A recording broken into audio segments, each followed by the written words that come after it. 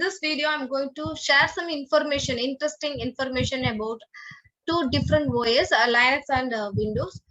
Linux and Windows, both are a different OS, and what's the difference between these? Now we can see. Linux is free of cost. We can get Linux, and Windows is purely paid OS.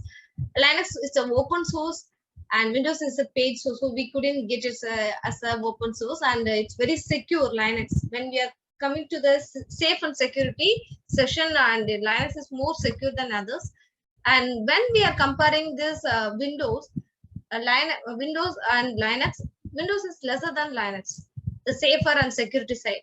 It's following, Linux is following the monolithic process, and Windows is following microlithic process.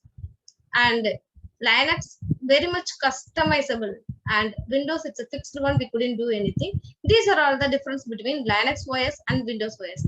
Thank you all.